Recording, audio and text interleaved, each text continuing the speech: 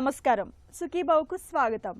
ఈ రోజు సుఖీభవలో PCOS మాతృత్వానికి అడ్డుగోడ, ఎండోస్కోపీతో వేగంగా బరువు తగ్గుదల, గర్భిణీలకు తరచూ స్కాన్లు ఎందుకు, మోకీలు మార్పిడిలో కొత్తగా వచ్చిన చికిత్సలివే, ఇంకా హెల్త్ టిప్। రక్తహీనతలాగే ఇవాళ మహిళలకు PCOD అనేది ఒక పెద్ద సమస్యగా మారిపోయింది। టీనేజ్ వయసు నుంచే చాలా మందికి అండాశయాల్లో నీటి బుగ్గలు ఏర్పడుతున్నాయి। ఫలితంగా ఒంట్లో హార్మోన్ల సమతూకం దెబ్బతిని ఋతుచక్రం గాడి తప్పుతోంది। నెలసర్లు గతి తప్పడం వల్ల గర్భధారణలోనూ సమస్యల తాకిడి పెరుగుతోంది। దీంతో చాలా మందికి సంతాన రాహిత్యం అనేది సమస్యగా పరిణమిస్తోంది। PCOD సమస్యతో సంతాన సాఫల్యత ఎలా దెబ్బతింటుందో, ఈ సమస్యను ఎలా అధిగమించాలో ఇప్పుడు తెలుసుకుందాం।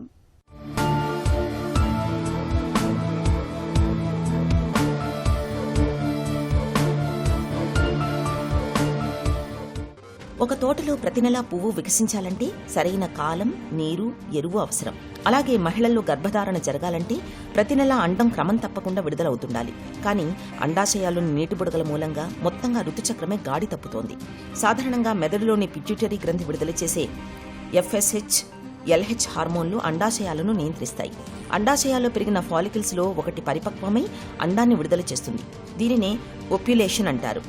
కానీ PCOS లో అండాశయాలు చిన్న చిన్న నీటి బుడగల్లాంటి ఫాలికల్స్ తో నిండిపోతాయి। అవి పెరుగుతాయి, కానీ పరిపక్వమైన అండాన్ని విడుదల చేయలేవు। ఫలితంగా నెలసరి అస్తవ్యస్తమవుతుంది, గర్భధారణ అవకాశాలు తగ్గుతాయి। చెట్టు బాగుంటేనే పండు బాగుంటుంది అన్నట్లు అండోత్పత్తి సక్రమంగా జరిగితేనే మాతృత్వం అనే మధుర ఫలం దక్కుతుంది। అందుకే PCOS ను కేవలం నెలసరి సమస్యగా తీసిపారేయకుండా వంధ్యత్వానికి దారితీసే ప్రమాదాన్ని ముందుగానే గుర్తించాల్సిన అవసరం ఉందని వైద్యులు హెచ్చరిస్తున్నారు। మనకి ఎప్పుడు కూడా PCOD అంటే పాలీసిస్టిక్ ఓవేరియన్ డిసీజ్, PCOS అంటే పాలీసిస్టిక్ ఓవేరియన్ సిండ్రోమ్। PCODలో ఏంటంటే డిసీజ్గా స్టార్ట్ అవుతుంది। ఈ క్రానిక్ యానోవులేషన్, అండం విడుదల అవ్వకపోవడం వల్ల మనకి సెక్స్ హార్మోన్స్లో ఈస్ట్రోజన్, ప్రొజెస్ట్రాన్, ఇన్సులిన్లో మనకి అండ్ ఆల్సో మేల్ హార్మోన్స్ ఆండ్రోజెన్స్లో మనకి ఇంబ్యాలెన్స్ వచ్చి మనకి ఎగ్ అన్నది రిలీజ్ కాక మనకి పీరియడ్స్ అన్నవి ఇర్రెగ్యులర్గా రావడము, రాకపోవడము, లేకపోతే అతిగా అవ్వడము ఎలా అన్న ప్రెజెంట్ అవ్వచ్చు। దీంతో పాటు ఊబకాయం కూడా ఉంటుంది। PCOSలో ఏంటి, మొత్తం సిండ్రోమిక్ అపియరెన్స్ లైక్ ఊబకాయం ఉండటం, అంటే పొట్ట భాగంలో ఎక్కువగా ఊబకాయ ఉండటం, తర్వాత హెయిర్ ఫాల్ ఉండటము, యాక్ని అంటే మొటిమలు రావటం, అవాంఛిత రోమాలు రావటం, డయాబెటీస్, హైపర్ టెన్షను, మళ్ళీ పీరియడ్స్ తక్కువగా రావడం, లేకపోతే అతిగా రావడం, ఎర్లీ ఏజ్లో క్యాన్సర్స్ రావడము, కార్డియాక్ డిసీజెస్ అంటే గుండె జబ్బులు రావటం అనేది PCOSలో మనం చూస్తాం। So this categorisation is very very important. So ఇప్పుడు సంతానలేమి ఎలా వస్తుంది అంటే మనకి అండం విడుదల కాకపోవడం। ఇది అండం ఎలా విడుదల అవ్వదు, మనకి బాడీలో ఇన్సులిన్ రెసిస్టెన్స్ ఎప్పుడైతే స్టార్ట్ అవుతుందో ఇన్సులిన్ రెసిస్టెన్స్ అన్నది మనకి ఈస్ట్రోజన్ మీద ప్రభావితం చూపిస్తుంది అనమాట। ఈస్ట్రోజన్ తగ్గడము, మేల్ హార్మోన్ ఆండ్రోజన్ పెరగడం వల్ల మనకి పీరియడ్స్ అన్నవి సరిగ్గా రాకపోవడము, పీరియడ్స్ కనుక రాకపోతే ప్రొజెస్ట్రాన్ అన్నది కూడా విడుదల కాకపోవడం, ఇట్లా ఒక ఇన్సులిన్ రెసిస్టెన్స్ అన్నది మనకి ఈస్ట్రోజన్, ప్రొజెస్ట్రాన్ని ప్రభావితం చేస్తాయి। ఎప్పుడైతే అండం విడుదల కాదో, ఎగ్ రిలీజ్ కానప్పుడు మనకి ఫలదీకరణ అన్నది జరగదు। ఫస్ట్ పీరియడ్స్ రావు, తర్వాత ఎగ్ రిలీజ్ రాకపోతే మనకి స్పర్మ్ లోపల వదిలినా కూడా మనకి ఫలదీకరణ జరగడానికి, మనకి గర్భం దాల్చడానికి అండం అన్నది అవైలబిలిటీ ఉండదన్నమాట। అండాశయాల్లో నీటి బుడగల్ని తెచ్చిపెట్టే PCOSకు హార్మోన్ల అసమతుల్యత మొదలుకొని జన్యుపరమైన ప్రభావం, ఇన్సులిన్ రెసిస్టెన్స్, జీవనశైలి మార్పులు ఇలా చాలా కారణాలే కనిపిస్తాయి। మన శరీరాన్ని ఒక ఆర్కెస్ట్రాగా ఊహిస్తే ప్రతి హార్మోన్ ఒక సంగీత వాయిద్యం లాంటిది। ఒక్కటి తేడా పడితే మొత్తం స్వరమే మారిపోతుంది। PCOSలో అదే జరుగుతుంది। ఇన్సులిన్ అనే హార్మోన్ సరిగ్గా పనిచేయకపోవటం వల్ల రక్తంలో చక్కెరను నియంత్రించడానికి శరీరం మరింత ఇన్సులిన్ విడుదల చేస్తుంది।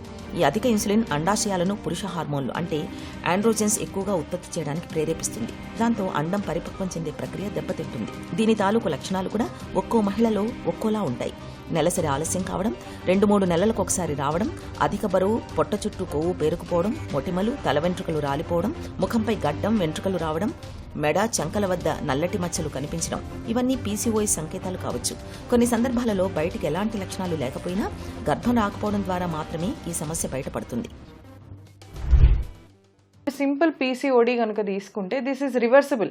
మనం చేసే యాక్టివిటీస్కి మనము ఎంత ఆహారం, ఎంత క్యాలరీస్ తీసుకుంటే మంచిది అన్నది ఒకటి న్యూట్రిషనిస్ట్ ఎక్స్పర్ట్ అడ్వైస్ తీసుకోవడము, అండ్ ఎవ్రీడే ఎక్సర్సైజెస్ చేయడం, ఏరోబిక్ ఎక్సర్సైజెస్ చేయడము, అండ్ ఆల్సో నిద్ర. రాత్రి 10 కల్లా చక్కగా పడుకొని ఒక 8 hours డిస్టర్బెన్స్ లేకుండా పడుకోవడం వల్ల మనకు పీసీఓడి అన్నది చాలా వరకు తగ్గుతుంది. ఎందుకు తగ్గుతుంది అంటే నాట్ జస్ట్ ఓవరీస్, మిగతా ఎండోక్రైన్ ఆర్గన్స్ అన్నిటికీ కూడా ఒక మంచి ఆక్సిజన్ అందటము, దాని ఫంక్షనల్ కెపాసిటీ పెరగటము, అండ్ ఆల్సో దాని ఫంక్షనాలిటీ పెరగటము అంతా జరుగుతుంది అనమాట. So when all these endocrine systems are working well, డెఫినెట్గా ఓవేరియన్ డిసీజ్ కూడా మనకు కంట్రోల్ అవుతుంది, ఓవులేషన్ జరుగుతుంది. సో తద్వారా మనకి ప్రెగ్నెన్సీ అన్నది ఇట్ ఈస్ వెరీ ఈజీ. పీసీఓఎస్లో కూడా మనం ఇదే ఫాలో అవుతూ దీంతో పాటు మెడికేషన్ తీసుకోవటం, పీసీఓడి అండ్ పీసీఓఎస్ దీంతో పాటు అడిషనల్గా మెడికేషన్ తీసుకోవటం. ఒకటి పీరియడ్స్ రెగ్యులర్ అవ్వటానికి, ఇంకోటి డయాబెటీస్ కంట్రోల్ అవ్వటానికి, బీపీ కంట్రోల్ అవ్వటానికి, థైరాయిడ్ కంట్రోల్ అవ్వటానికి, వీటన్నిటికీ మెడికేషన్తో పాటు మన లైఫ్ స్టైల్ మోడిఫికేషన్ కూడా చేసుకుంటే గనక ప్రెగ్నెన్సీ అన్నది ఇంపాసిబుల్ ఏమీ కాదు. ప్రెగ్నెన్సీ అన్నది very much possible. Especially PCOD ఉన్న పేషెంట్స్ పెళ్ళయ్యాక ప్రయారిటీ బేసిస్ మీరు పిల్లల్ని ఎంత తొందరగా కంటే అంత బెటర్. ఎందుకంటే this insulin resistance not just ovulation or ఇన్ఫర్టిలిటీకి సంబంధించింది కాదు, ఎంతో కొంత డిఎన్ఏ డ్యామేజ్ కూడా ఉంటుంది. మనకి 25 years తర్వాత ప్రతి ఒక్క cell in our body is exposed for genetic damage, not just egg or sperm, let it be skin or anything. So డెఫినెట్గా ఎంత తొందరగా వీలైతే, నాట్ జస్ట్ పీసీఓడి, ఇన్ జనరల్గా చెప్పడం ఏంటంటే 25కి ఒక చైల్డ్, 27కి ఒక చైల్డ్ అవ్వగొట్టుకుంటే బెటర్. పీసీఓఎస్ ఉన్నప్పుడు గర్భధారణ కష్టమే, కానీ అసాధ్యం మాత్రం కాదు. అయితే సకాలంలో సరైన వైద్యం చేసుకోవాలి. ఇందుకు ముందుగా సమస్యను నిర్ధారించాలి. చికిత్సలో భాగంగా డాక్టర్లు ముందుగా నెలసరి చరిత్ర, బరువు, బాడీ మాస్ ఇండెక్స్, రక్తపోటును పరిశీలిస్తారు. హార్మోన్ పరీక్షలు, థైరాయిడ్ పరీక్షలు, ప్రొలాక్టిన్, బ్లడ్ షుగర్, ఇన్సులిన్ స్థాయిలు, లిపిడ్ ప్రొఫైల్ పరీక్షలు చేస్తారు. ట్రాన్స్ వజైనల్ అల్ట్రాసౌండ్ ద్వారా అండాశయాలు అనేక చిన్న ఫాలికల్స్ ఉన్నాయా లేదా పరిశీలిస్తారు. పీసీఓఎస్ చికిత్సలో మొదటి ఔషధం మాత్రలు కాదు, జీవనశైలి మార్పులే. శరీర బరువులో కేవలం 5 నుంచి 10% తగ్గిన ఓవ్యులేషన్ తిరిగి ప్రారంభమై సహజ గర్భధారణ అవకాశాలు పెరుగుతాయి. పిల్లల కోసం ప్రయత్నిస్తున్న మహిళలకు అండోత్పత్తిని ప్రేరేపించే మందులు ఇస్తారు. ఫాలికల్ మానిటరింగ్ ద్వారా అండం విడుదలవుతున్న సమయాన్ని గుర్తిస్తారు. మందులతో ఫలితం లేకపోతే ఐయుఐ, ఐవీఎఫ్ వంటి ఆధునిక పద్ధతులకు వెళ్లాల్సి ఉంటుంది. కొన్ని ప్రత్యేక పరిస్థితుల్లో ఒవేరియన్ డ్రిల్లింగ్ వంటి శస్త్రచికిత్సలు కూడా ఉపయోగపడతాయి. పీసీఓడి కొన్నిసార్లు ఎంత మంచి స్ట్రిక్ట్ లైఫ్ స్టైల్ చేసుకున్నా కూడా, if you have a strong insulin resistance gene, PCO అన్నదైతే వచ్చేస్తుంది మన బాడీలోకి, ఇన్సులిన్ రెసిస్టెన్స్ అన్నదైతే వచ్చేస్తుంది. అండ్ యాజ్ హ్యూమన్స్ మనం ఎప్పుడు 100% పర్ఫెక్ట్గా ఉంటామని అయితే చెప్పలేము. ఒక్కొక్క ఫేజ్లో మనకి ఒక్కొక్కటి డామినెంట్గా ఉంటుంది. మనం సెటిల్ అయ్యే ఫేజ్లో స్ట్రెస్ అన్నది చాలా ఎక్కువ ఉంటుండొచ్చు, ఏదో ఒక టైంలో కొంచెం ఊబకాయం అన్నది వస్తుండొచ్చు. కొన్నిసార్లు ప్రెగ్నెన్సీలో తెలియకుండానే మనకి జీడిఎం వచ్చేస్తుండొచ్చు. ఎంత కంట్రోల్ ఉన్నా కూడా జీడిఎం అన్నది రావచ్చు. సో ఇన్సులిన్ రెసిస్టెన్స్ అన్నది it is something very inevitable. So రాకుండా చూసుకోవడం ఒకటి, దాన్ని ఒకవేళ కనుక వస్తే మెయింటైన్ చేసుకోవడం అన్నదైతే ఈజీ. సో డెఫినెట్గా ఒక ఎండోక్రైనాలజిస్ట్ పర్యవేక్షణలో, ఒక గైనకాలజిస్ట్ పర్యవేక్షణలో కనుక మీరు సర్వేలెన్స్లో ఉంటే డెఫినెట్గా మనం దీన్ని కంట్రోల్లో అయితే పెట్టచ్చు. పీసీఓఎస్ మూలంగా సంతాన సాఫల్యత దెబ్బతినకుండా ఉండాలంటే నెలసరి సమస్యల్ని నిర్లక్ష్యం చేయకూడదు. నెలసరి గాడి తప్పినప్పుడు సకాలంలో డాక్టర్ని సంప్రదించి తగిన వైద్యం తీసుకోవాలి. ఇక పీసీఓఎస్కు పూర్తిగా శాశ్వత నివారణ లేదు, కానీ దాన్ని అదుపులో ఉంచుకోవడం మాత్రం మన చేతుల్లోనే ఉంది. రోజుకు కనీసం 45 నిమిషాల వ్యాయామం, వేగంగా నడక, యోగా, సైక్లింగ్, కండరాల వ్యాయామాలు శరీరంలో ఇన్సులిన్ ప్రభావాన్ని మెరుగుపరుస్తాయి. తెల్ల బియ్యం, స్వీట్లు, జంక్ ఫుడ్, చక్కెర పానీయాలకు దూరంగా ఉండాలి. చిరుధాన్యాలు, కూరగాయలు, పండ్లు, ప్రోటీన్లు అధికంగా ఉండే ఆహారం తీసుకోవాలి. సరిపడా నిద్ర, ఒత్తిడి నియంత్రణ కూడా చాలా ముఖ్యం. ఇలా అన్ని రకాలుగా తగిన జాగ్రత్తలు తీసుకుంటే చాలు, పీసీఓఎస్ చక్కగా అదుపులో ఉంటుంది. గర్భధారణ అవకాశాలు కూడా చక్కగా ఉంటాయి. హెల్త్ న్యూస్ మీకోసం.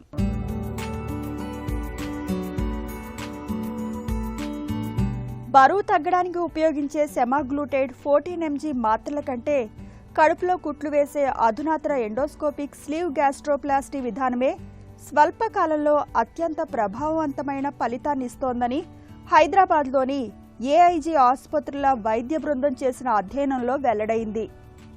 దీర్ఘకాలంలో బరువు తగ్గడంలో రెండింటి ఫలితాలు దాదాపు సమానంగానే ఉన్నాయని తేలింది.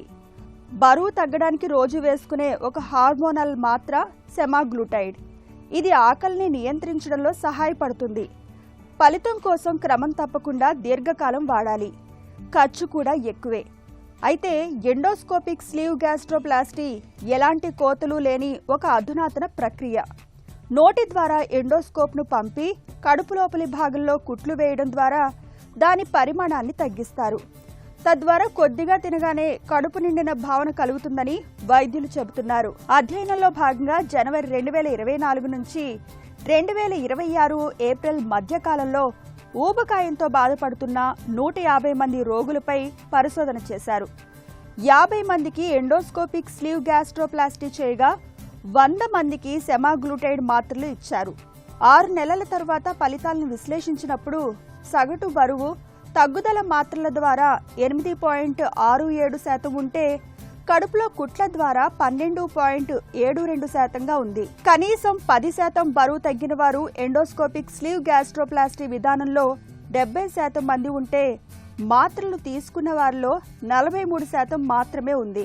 మాత్రలు వాడేవారు సుదీర్ఘకాలం వాడాల్సి రావడం, ఖర్చు భరించలేకపోవడం, ఇతర దుష్ప్రభావాలతో మధ్యలో మానేయడం వంటి సమస్యలు ఎదుర్కొన్నారు. కడుపులో కుట్లు వేసుకున్న వారికి ప్రారంభంలోనే వేగంగా బరువు తగ్గడంతో ఒక ఉత్తేజం లభించిందని పరిశోధనలో గుర్తించారు. అధ్యయన వివరాలు తాజాగా అంతర్జాతీయ జర్నల్ ఎండోస్కోపీలో ప్రచురితమయ్యాయి. ఒకప్పుడు కాన్పోయేంత వరకు లోపల పాపాయి ఎలా ఉందో తెలిసే అవకాశం ఉండేది కాదు. కానీ వైద్య విజ్ఞానం బాగా అభివృద్ధి చెంది స్కాన్ వంటి పరీక్షలు అందుబాటులోకి వచ్చాక తరచూ స్కాన్ చేయడం ద్వారా గర్భంలో బిడ్డ ఎదుగుదలను ఎప్పటికప్పుడు స్పష్టంగా తెలుసుకోగలుగుతున్నాం.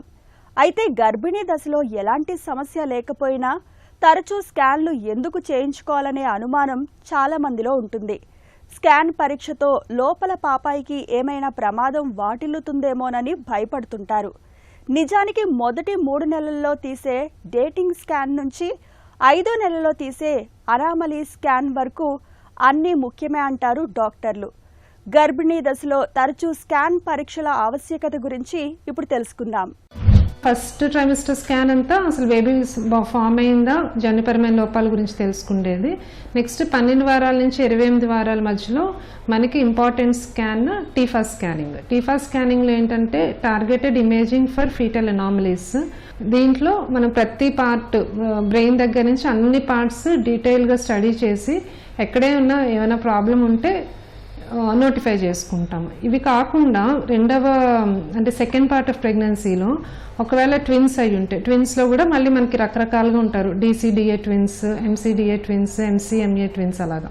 ఆ ట్విన్స్లో కూడా కొన్నిసార్లు 16 వారాలకి కొంచెం ఫ్రీక్వెంట్గా ఎవ్రీ మంత్ గ్రోత్ బాగుందా, ట్విన్స్ ఇద్దరు బేబీస్ ఈక్వల్గా గ్రో అవుతున్నారా, ఎవరైనా ఒక బేబీకి తక్కువ గ్రోత్ ఉందా, ఇవన్నీ కూడా మనము స్కాన్స్లో కనిపెట్టగలుగుతాము.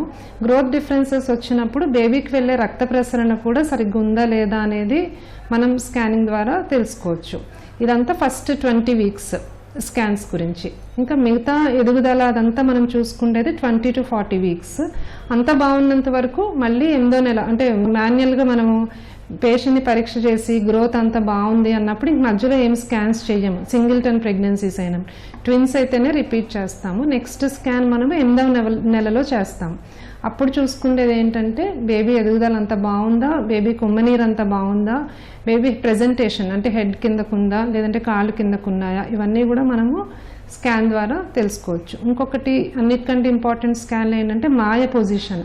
మాయ ఒక్కొక్కసారి కిందకు ఉండొచ్చు, పైకి ఉండొచ్చు. కిందకున్న టైప్స్ దాంట్లో కూడా మనకి మళ్ళీ టైప్స్ ఉంటాయి. మొత్తం ద్వారంని కవర్ చేస్తుందా, అలాంటప్పుడు కూడా మనం ఎక్కువ అలర్ట్గా ఉండి చేసుకోవచ్చు. వృద్ధాప్యంలో వేధించే మోకాళ్ల నొప్పుల్ని వదిలించేందుకు ఇవాళ మోకీలు మార్పిడి సర్జరీ రూపంలో మన ముందు ఒక చక్కటి పరిష్కారం ఉంది. సకాలంలో సత్వరమే సర్జరీ చేయించుకుంటే మొండి మోకాళ్ల నొప్పుల బెడదను చాలా వరకు వదిలించుకోవచ్చు. అయితే పెద్ద పెద్ద కోతలు, రక్తస్రావం, ఇన్ఫెక్షన్ల భయంతో చాలామంది మోకీలు మార్పిడి సర్జరీకి వెనకడుగు వేస్తుంటారు. అయితే ఇటీవల కాలంలో మోకీలు మార్పిడి సర్జరీకి సంబంధించి విప్లవాత్మక మార్పులెన్నో అందుబాటులోకి వచ్చాయి. లాప్రోస్కోపిక్, రోబోటిక్ సర్జరీలు అలాంటివే. ముఖ్యంగా రోబోటిక్ సర్జరీలను ఒక వరమని చెబుతున్నారు డాక్టర్లు. మోకీలి మార్పిడి సర్జరీలో వచ్చిన ఆధునిక మార్పుల గురించి డాక్టర్ని అడిగి ఇప్పుడు తెలుసుకుందాం.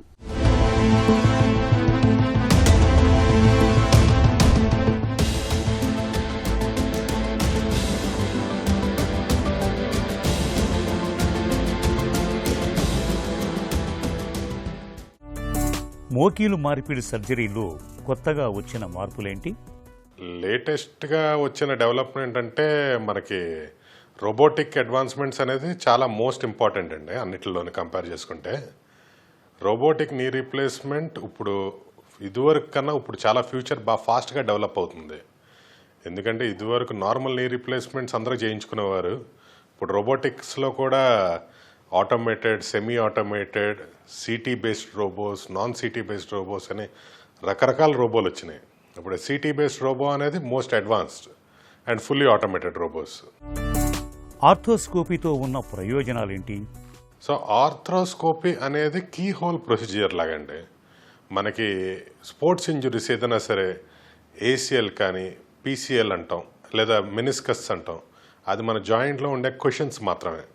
ఆ కుషన్స్ కానీ లిగమెంట్స్ కానీ ఎటువంటి వరుసలో ఏదైనా టేర్ అయినా లేదా షోల్డర్లో ఇంజురీస్ కానీ ఇవన్నీ మోస్ట్ కామన్. ఈ మధ్యన మన మూమెంట్ కానీ మన పని కానీ ఎక్కువ అవడం వల్ల ఇప్పుడు ఆ స్కోపీ ప్రొసీజర్ అనేది చాలా ఎక్కువ అయినాయి అందరికీ.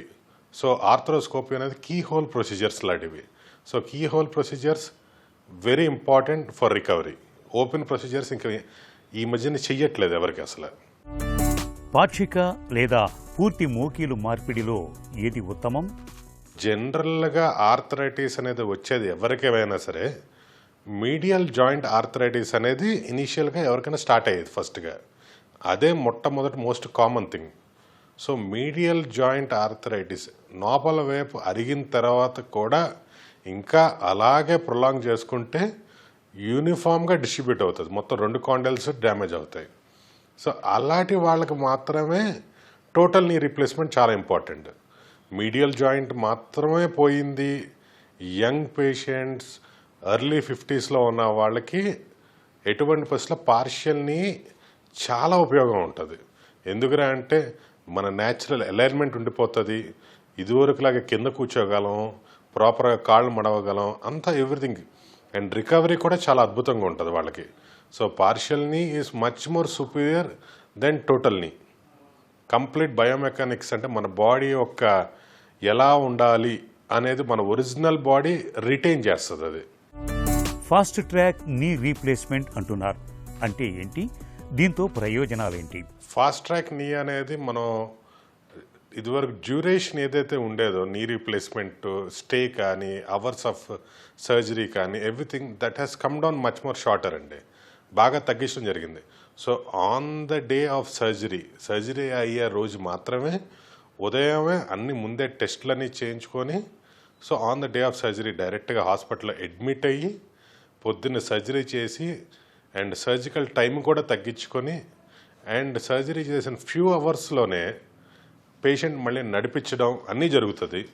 అండ్ సర్జరీ తర్వాత పెయిన్ మేనేజ్మెంట్ కూడా మీకు పోస్టీరియర్ ఇంజెక్షన్స్ కానీ బ్లాక్స్ కానీ అలాంటివి ఇచ్చి పెయిన్ లేకుండా చేసి ఎక్కువ. అండ్ డే 1 రోజునే పేషెంట్ కంఫర్టబుల్గా నడిచి డే 2 రోజున మెట్లు ఎక్కించి by the day 2 patient discharge అవుతాడు ఇంటికి వెళ్ళేటట్టు. సో ఈ 2 days ప్రాసెస్లోనే ఒక పేషెంట్ అడ్మిట్ అయ్యి సర్జరీ అయ్యి ఇంటికి డిశ్చార్జ్ అయ్యి ఇంటికి వెళ్ళడం కూడా జరుగుతుంది. So this is called as a fast track surgery. ఇప్పుడు మ్యాక్సిమం 99% ఆఫ్ ద పీపుల్ అందరికీ ఇలాగే జరుగుతుంది. మేము చేయడం అయితే మాత్రం అందరికి ఫాస్ట్ ట్రాక్ నీయే చేస్తున్నాం. కంప్యూటర్ నావిగేషన్ పద్ధతితో మోకీలు మార్పిడి చేయటం వల్ల లాభాలేంటి? కంప్యూటర్ నావిగేషన్ అనేది కొద్దిగా ఏజ్ ఓల్డ్ టెక్నిక్ అయిపోయింది ఇప్పుడు యాక్చువల్గా చెప్పాలంటేనండి. ఇప్పుడు దాని అడ్వాన్స్మెంట్ వచ్చేసింది, that is our robotic knee replacement అనేది. సో ఎవ్రీ పేషెంట్కి ఒకేలా సర్జరీ చేసేవాళ్ళం ఇదివరకు, మాన్యువల్ సర్జరీ అనేది. కానీ ఇప్పుడు రోబోటిక్ సర్జరీ అనేటప్పటికి ఏమవుతుందిరా అంటే ప్రతి ఒక్క నీ డిఫరెంట్గా దాన్ని మొత్తం 3D మ్యాపింగ్ చేసి దానికి ఏదైతే ఎలాగైతే ప్లానింగ్ ముందే చేసుకొని దాని తర్వాతే సర్జరీకి వెళతాం. So every person has a personalized knee. So ప్రతి ఒక్క పేషెంట్కి సెపరేట్గా ప్లానింగ్, సెపరేట్గా పర్సనలైజేషన్ ఉంటుంది. సో దానివల్ల it has much better results. So బాగా ఇంకా కంఫర్టబుల్గా నడుస్తారు, కంఫర్టబుల్గా మూమెంట్ ఉంటుంది. కృత్రిమ కీళ్లకు సంబంధించి ఎలాంటి మార్పులు వచ్చాయి?